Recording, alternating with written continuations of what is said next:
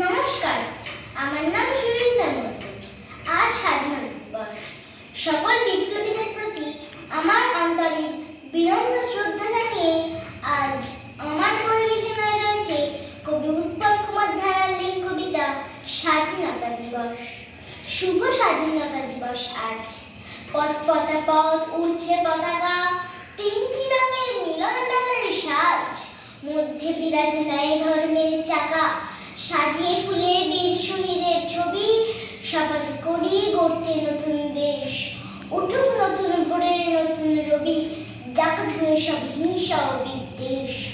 বুকটা পেতে বুলেট নিয়ে যারা দেশকে স্বাধীন করতে জীবন দান করল বরং ইংরেজদের কারা, আজকে তাদের রাখতে সুসম্মান। ভারত ভূমির একটা মিলনের রথে নতুন ভারত করতে সবাই আজ চলবো সবাই একসাথে একমতে, সবার যে আজ এটাই মহান কাজ। ধন্যবাদ।